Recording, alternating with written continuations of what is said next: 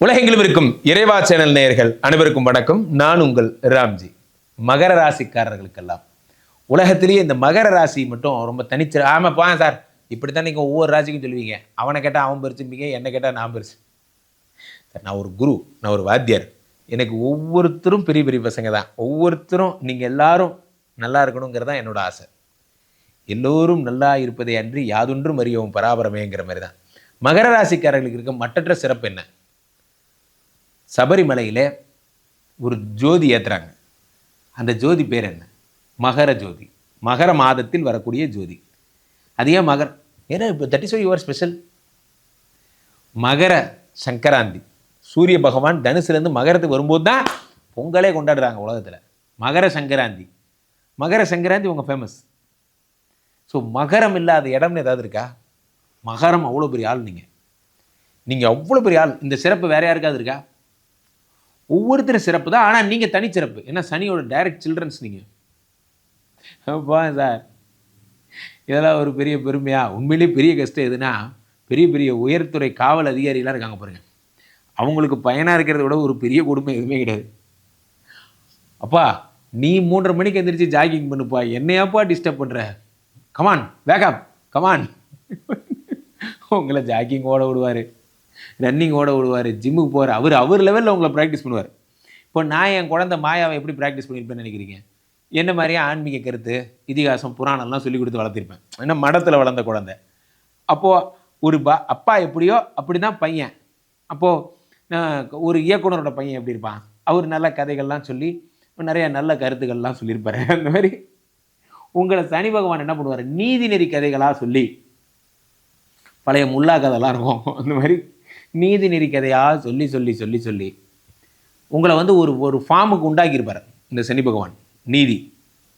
உங்களுக்கெல்லாம் சனி பயிற்சி 3ஆம் இடத்துல வருகிறது. 3ங்கிறது முயற்சி. நான் ரொம்ப பேருக்கு இப்போ தான் சொன்னேன், எவன் ஒருவனுக்கு, யார் ஒருவருக்கு முயற்சிங்கிற இடத்துல சனி பகவான் வந்துட்டாரோ, இந்த உலகத்தில் யார் நினைச்சாலும் அவரை தடை பண்ண முடியாது. விவேகானந்தர் ஒரு வார்த்தை சொல்கிறார். என்ன சொல்கிறார்? நல்லா புரிஞ்சுக்கணும். ஒன்றை அடைய வேண்டும் என்று தீவிரமாக நினைப்பவனை உலகத்தின் எந்த சக்தியாலும் தடுத்து நிறுத்த முடியாது. விவேகானந்தர் சொல்றார், ஒன்றை அடைய வேண்டும் என்று தீவிரமாக உழைப்பவனை உலகத்தின் எந்த சக்தியாலும் நிறுத்த முடியாது. நான் அடையணும்னு முடிவு பண்ணிட்டேன், நான் பண்ணிட்டு தான் விடுவேன். தீவிரமாக ஒர்க் பண்ணுறான். அப்படி ஒரு தீவிரம் உங்களுக்கு வரப்போகுது. ஏதோ ஒரு விஷயத்தை எதை அடைய போகிறோங்கிறது தான் விஷயம். நிறைய பேருக்கு எதை அடைய போகிறோன்னே தெரியாது. அதுதான் பெரிய ப்ராப்ளமே. மகர ராசிக்கார ஒரு பஸ் ஸ்டாண்டு போகிறோம், ஒரு பஸ் வருது, எந்த பஸ்ஸில் ஏறினா எந்த ஊர்? கோயம்புத்தூர் போக போகிறீங்களா, திருச்சி போக போகிறீங்களா, சேலம் போக போகிறீங்களா? தெரிஞ்சால் தான் அந்த ஊருக்கு போக முடியும். நான் எந்த ஊருக்கு போகிறேன்னே எனக்கு தெரில. சினிமாவில் வேணால் சொல்லலாம், அடுத்த பஸ்ஸுக்கு எனக்கு டிக்கெட் போடுங்க, வண்டி எங்கே கடைசியாக நிற்குமோ அங்கே டிக்கெட். இதெல்லாம் பேசுகிறதுக்கு நல்லாயிருக்கும். எங்கே போகிறோங்கிறது தெரிஞ்சால் தான் உங்களுக்குரிய மரியாதை. அப்போ வாழ்க்கை, நான் ஒரு கவிஞனா, கலைஞனா, நான் இசைக்கலைஞனா, நான் ஓவியனா, சிற்பியா, நான் யார் அப்படிங்கிற தெளிவே உங்கள்கிட்ட இல்லையே. அந்த தெளிவை முதல்ல உண்டாக்குங்க. லட்சிய பயணத்தை முதல்ல தேர்ந்தெடுங்க. உங்கள் லட்சியம் எதுவாக வேண்டுமானாலும் இருக்கலாம். 100 மீட்டர் பந்தயம் ஓடுவதும் ஒரு லட்சியம். சில பேருக்கு மராத்தான் தான் லட்சியம். லட்சியம் எதுவாயினும் இருக்கட்டும், ஆனால் லட்சியம் என்று ஒன்று இருக்கட்டும். இந்த வருடம் லட்சியத்தை உருவாக்க போகிறார். ஆமாம், லட்சியத்தை வச்சு என்ன சார் செய்கிறது? லட்சியத்தை வச்சு 10 காசு கிடைக்குமா? லட்சியத்தை வச்சு தான் காசு கிடைக்கும்.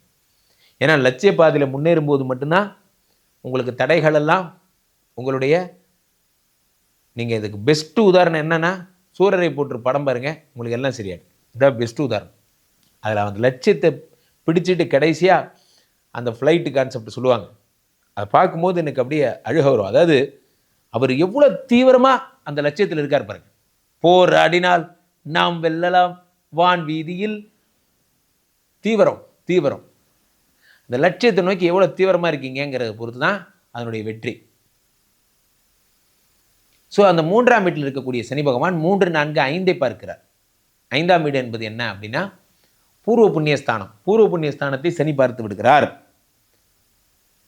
புத்திரஸ்தானத்தை சனி குழந்தை இல்லாதவங்களாம் குழந்தை பிறக்க போகுது. அடுத்ததாக உங்களுக்கு சனி பகவான் மகர ராசிக்காரர்களுக்கு உங்களுடைய 9ஆம் வீட்டை பார்க்கிறார். 9ங்கிறது பாக்கியஸ்தானம். பாக்கியஸ்தானத்தை சனி பகவான் பார்க்கும் பொழுது அதிர்ஷ்டங்களை உண்டு பண்ணுகிறார். அடுத்து 10ஆம் பார்வையா 12ஆம் இடத்தை பார்க்கிறார். செக்ஷுவல் ப்ராப்ளம்ஸ் ஏதாவது இருந்தது, ஏதாவது பிரச்சனை இருந்ததுன்னா அது சரி பண்ணுறார். உயிரின குறைபாடு, உங்களுக்கு கருமுட்டைகள் பிரச்சனை, எந்த பிரச்சனையும் அதெல்லாம் சரி பண்ணுறார். சனி பகவான் 10 பார்த்துட்டார், 12 பார்த்துட்டார். 12ங்கிறது இறைவன் சம்மந்தப்பட்ட விஷயம், கடவுள் சம்மந்தப்பட்ட பிரச்சனைகளில் ஏதாவது ஒரு வேண்டுதல், நான் அது மாதிரி வேண்டியிருந்தேன் அது நடக்கலை போன்றவைகள்லாம் சரி பண்ணுறார்.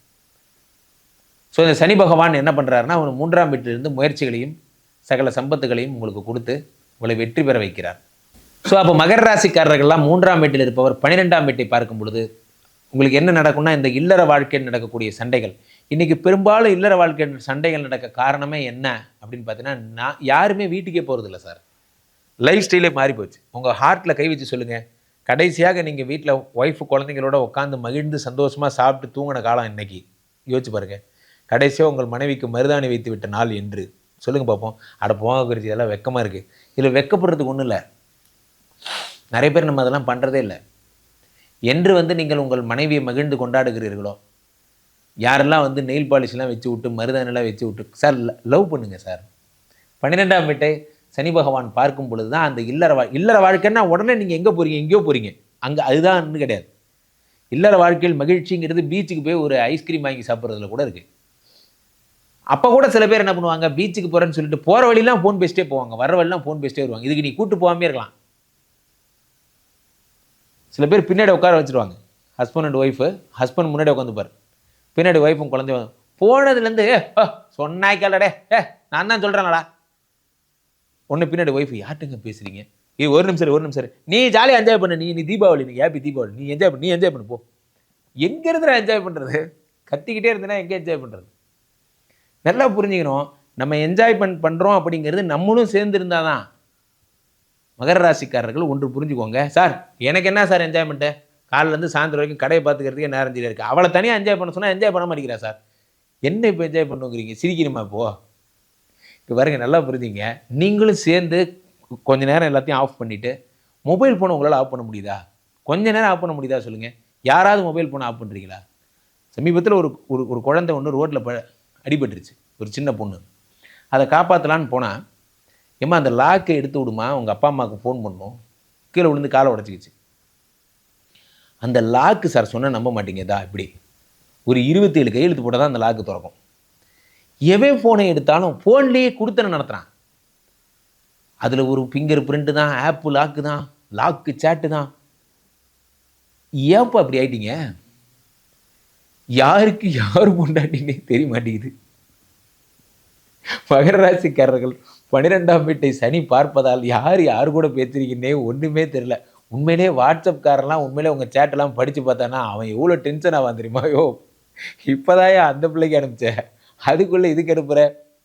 நிறைய பேர் இவங்க 2 பேருக்கு அனுப்பிட்டு ஒய்ஃபை வேறு ஹேண்டில் பண்ணுவாங்க. நீ தான் அழகு, வெரி குட். ஒரே நேரத்தில் தலைவர் 4-5 குதிரை ஓட்டுறார். ஸோ இதெல்லாம் பார்த்தீங்கன்னா, இந்த மகர ராசிக்காரன் 12ஆம் வீட்டை சனி பகவான் இந்த பிரச்சனைலாம் சரி பண்ணுவார். ஒரே குடும்பம், ஒரே வாழ்க்கை, இது மாதிரி ஹாப்பியாக இருப்பீங்க. ஸோ தொடர்ந்து நீங்கள் சனி பகவானுக்குரிய ஐயப்பனுக்கு மாலை போடுறதா இருந்தால் மாலை போட்டு ஐயப்பனை பார்த்துட்டு வாங்க. அடுத்து ஆஞ்சநேயருக்கு, நாமக்கல் ஆஞ்சநேயரை வழிபட்டுட்டு வாங்க. சனிக்கிழமைகளிலே நீங்கள் ஆஞ்சநேயர் வழிபட்டு வருவது மிகவும் சிறப்பு. ஸோ தொடர்ந்து பேசிகிட்டே இருப்போம். கீழே போய்ட்டு இருக்க இந்த 2 நம்பரை கூப்பிடுங்க. உங்களுடைய சொந்த ஜாதகத்தை நீங்கள் பார்த்து கொள்ளலாம். மீண்டும் ஒரு நல்ல பதிவில் சந்திப்போம். நன்றி, வணக்கம்.